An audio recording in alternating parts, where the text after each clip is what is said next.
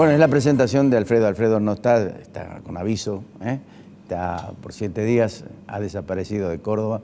Está con nosotros el doctor Héctor Paglia. Héctor, ¿cómo te va? Bien, ¿qué tal, Ricardo?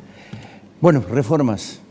Reformas. Bueno, dentro de lo que estaba previsto, es decir, el gobierno frente al buen resultado electoral del 22 de octubre está buscando acelerar cambios y además unir voluntades y fundamentalmente despertar expectativas que permitan un horizonte de mediano y largo plazo que todavía, a pesar de esta reforma, es muy difícil de visualizarlo y mucho más difícil de evaluarlo. Ahora, acá hay un hecho puntual. Han acordado con los gobernadores de las provincias y en particular con María Eugenia Vidal, que era quizás el eje central de discusión en estos casos, ¿no? Pero reformas y ajuste.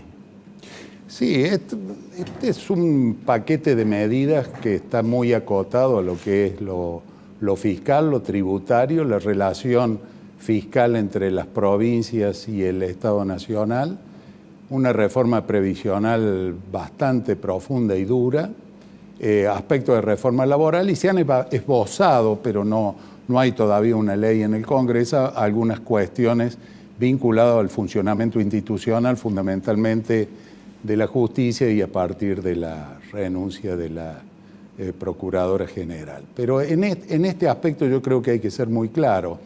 Lo que se ha logrado, lo que es más positivo, ver de vuelta, dialogar al Poder Central con las provincias, haber desactivado en principio una bomba tremenda como era el reclamo que había planteado la provincia de Buenos Aires respecto al fondo del cono urbano, que en caso de tener un fallo favorable de la Corte iba a beneficiar mucho a Buenos Aires, pero iba a perjudicar gravemente a las provincias, y entre ellas Córdoba y Santa Fe iban a ser las más perjudicadas. Pero todavía falta mucho discutir y todavía no se están atacando la problemática de fondo, que es la que va a permitir un proceso de crecimiento y desarrollo sustentable, que son el nivel del gasto público, cómo se sale de la transición del endeudamiento y cómo se zafa del fracaso que ha significado querer manejar el tema inflacionario con una sola variable, a la cual se está redoblando la apuesta, que es estas estrafalarias tasas de interés que estamos teniendo en estos momentos. Es decir, a tu juicio fracasó Sturzenegger. Yo creo que a todas luces lo único que ha logrado es, entre los 2 últimos meses, mantener una tasa de inflación que no se desboque.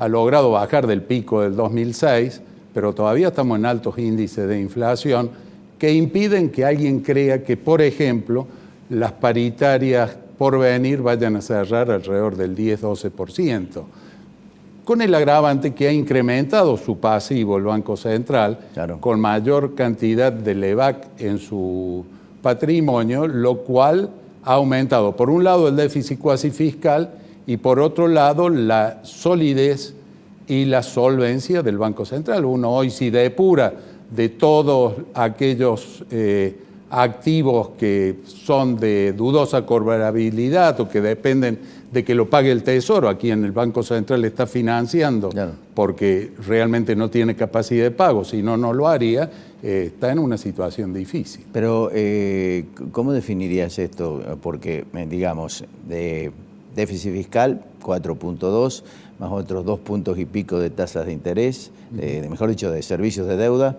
más los puntos de LEVAC, se acerca casi al 9 y al 10% del déficit del Producto Bruto, ¿o no? Sí, seguramente el gobierno está viendo que como Argentina, podemos decir, como lo vivimos ya en otras épocas, se ha puesto de moda en los mercados de capitales especulativos, no productivos aún, está pudiendo financiar este déficit. Lo que hay que esperar, y esto lo venimos diciendo y analizando con usted, Ricardo, hace tiempo, es que la transición, ya vamos 2 años, que esta transición de financiar déficit fiscal, que es financiar gasto público en definitiva, con endeudamiento, tiene un límite, es finito. O sea, si la cuenta capital se da vuelta en la balanza de pago de Argentina y volvemos a tener una crisis. Bueno, yo recuerdo algo, 1994.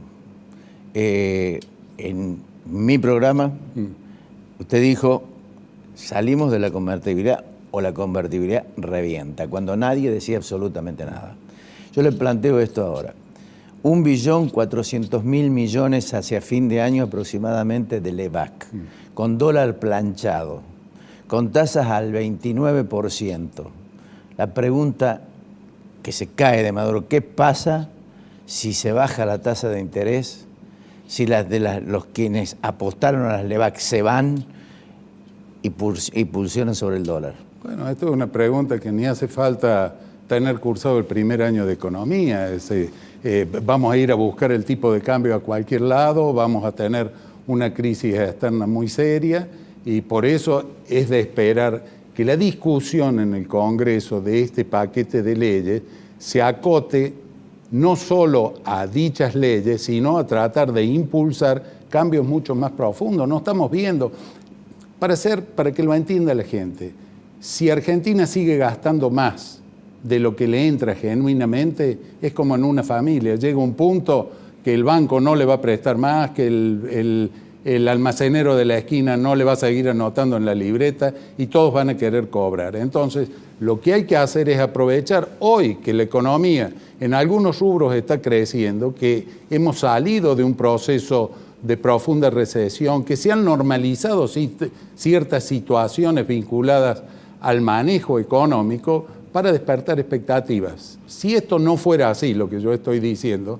primero no lo estaríamos discutiendo en este programa. Y segundo, la lluvia de inversiones ya hubiera llegado. Y esta no ha llegado. Estamos recibiendo solamente una cuarta parte de la inversión extranjera directa que venía a la región en los años 90 y estamos recibiendo poquísimas inversiones de mantenimiento de equipos y de alguna cuestión, y mucha inversión especulativa de cortísimo plazo. Es decir, vemos al presidente del Banco Central convalidando la tasa de interés que le impone el mercado, por más que él quiera decir que él fija la tasa. La tasa dejó de fijarla ya hace unos meses, cuando se comprobó que la pauta inflacionaria no se iba a cumplir y cuando se comprobó que la única herramienta que iba a utilizar el gobierno era tratar de anclar el tipo de cambio por un lado, subir la tasa de interés, permitir lo que se denomina carry trade, que no es otra cosa que aprovechar esta diferencia, embolsarla lo más rápido posible y volverse a origen. Entonces esta situación es delicada. Que están dadas las pautas para salir, pero por supuesto están dadas. Lo que falta es, creo, voluntad política de atacar el gasto público por el lado que hay que atacarlo, que no es por el lado de las jubilaciones ni de los salarios. Ahora, digamos, ¿cómo se resuelve esto? Porque el tema de tasas de interés al 29, con una inflación, digamos, el gobierno dice 10%, 12%, no vamos a llegar a eso. Imaginemos una inflación del 15%, con una renta del 14%, ¿quién invierte? Nadie. De hecho, basta... Y con un 35% de capacidad ociosa en la industria. Pero aparte, Ricardo, basta abrir el periódico de mayor circulación en Córdoba y ver los avisos en donde quienes antes invertían ahora están ofreciendo tierra, están ofreciendo edificios en venta para colocarlo o para venderlos, financiarlos con UVA. Es decir, estamos en esquemas que ya hemos vivido. Lo importante y mi exhortación es que dado este mejor clima político que hay, dado este clima de diálogo que se ha instaurado entre los gobernadores, recuerdo que una vez hablábamos de la nueva ley de coparticipación y yo le decía, no tenemos que ser tan ambiciosos, volvamos a que los gobernadores se reúnan en el CFI y busquen pactos fiscales que vayan acercando la viabilidad de provincias y nación y un reparto más equitativo de fondos. Esto se ha dado embrionariamente, podría haber mejorado. Podemos decir que los gobernadores estaban apurados porque tenían que resolver una situación de impago que también tenía la nación con las provincias. Pero aprovechemos esto para salir de un esquema que sirve para la transición, pero es netamente explosivo en el mediano y largo plazo. Cuando usted habló de la inversión, yo recordaba, el déficit comercial va a llegar a 8.000 millones de pesos. El más alto de la historia de la Argentina. El más alto de la historia de la Argentina, con una inversión del 26% en maquinarias, en maquinarias que son tractores, son automóviles y todo viene de Brasil. Es decir, no hay inversión de ningún tipo. No, de hecho... Y con un consumo, yo diría, aplastado todavía, que no ha reaccionado. Sí, ha repuntado en algunos ítems, pero con esta tasa de interés tampoco, es muy poco lo que se puede financiar y produce un efecto de exclusión del sector privado del mundo del financiamiento. Claro, pero el tema es, Héctor, y apelo a su experiencia, y notoria experiencia. Es decir, ¿cuánto dura esto más? ¿Cuánto más puede llegar a durar con este digamos, este cúmulo de decisiones tomadas para tratar de cubrir una herencia que ya no es tal, porque el relato terminó, hoy gobierna Macri, a partir de los 2 años ya no se puede hablar más del pasado, sino del presente? ¿Cómo se sale de esto? Porque, a ver, las provincias pueden ajustar, pero ¿hasta dónde van a ajustar las provincias? Pueden ajustar 2018, 2019, tienen un año electoral. Sí, no es solo eso. Usted me dice una fecha, poner una fecha sería una irresponsabilidad. Lo que sí yo puedo decir es que a medida que nos acercamos, nos alejamos del punto cero, que es cuando asume este nuevo gobierno, las cosas se tornan mucho más difíciles y los problemas empiezan a multiplicarse. Veamos cuál era el stock del EVAC hace un año atrás y cuánto es hoy. Claro, entonces ahí estamos teniendo pauta de que la situación en lo profundo se está agravando y en donde debe reaccionarse rápidamente, y el presidente, yo creo que ha manifestado voluntad, ha dicho que no se puede vivir con este déficit, no se puede vivir endeudándose permanentemente, pero de la expresión tendrá que tener colaboradores que le digan la verdad, que le muestren la realidad, que él quiera verla también y obrar en consecuencia. Caso contrario, bueno, se seguirá. ¿Y cuánto durará? Y lo que le dije recién, lo que demora en darse vuelta a la cuenta de capital y producir una crisis externa. Y el tema, y hay un tema que es crucial y es importante, el ajuste que se produce en materia de jubilaciones, ¿no? Bueno, eso realmente yo pienso que es lo que más se va a discutir en el Congreso. Creo que ahí hay más preguntas que respuestas en el proyecto de ley. Sí, totalmente. Tenemos cuestiones, por empezar, la movilidad de este año, que el proyecto dice que va a cobrarse en marzo del 2018 con respecto a la variación del tercer trimestre del 2017, porque pasa de ser semestral a trimestral. Quiere decir que hay 3 meses que no lo van a percibir los jubilados.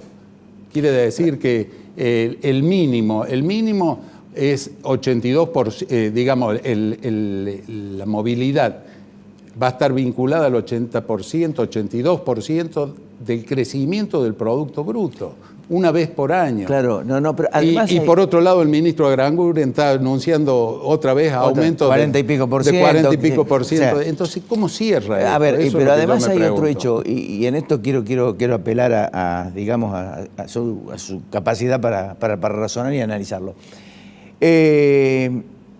Septiembre fue el último ajuste. Sí. Octubre, noviembre, ya está corriendo diciembre con el ajuste viejo.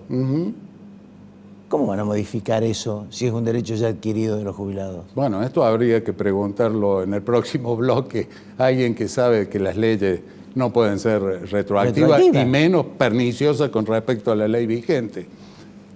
Está planteado así, por eso yo espero que el Congreso discuta estas cosas, discuta el presupuesto, discuta cómo se va a financiar el déficit 2018. Hay muchas cuestiones que son complejas y que creo que nuestros legisladores, tanto diputados como senadores, van a tener que dar un arduo debate.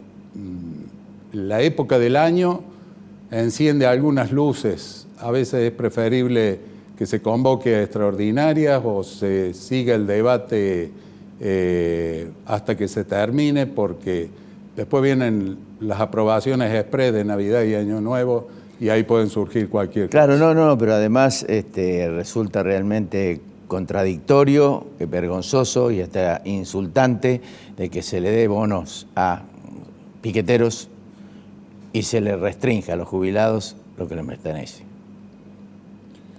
Bueno, por eso, hay que ver cuál es la explicación política que tiene. Simplemente todo tratar de evitar de que haya conflictos ante fin de año. Bueno, pero a lo mejor se evita el conflicto de hoy y se está potenciando conflictos mucho más severos hacia adelante. En eso coincido con usted. Esto yo creo que alguien que tiene la sapiencia y la intuición, como es el presidente Macri, tiene que estarlo viendo. Héctor, muchas gracias. Al contrario, Ricardo. Cuando regresemos...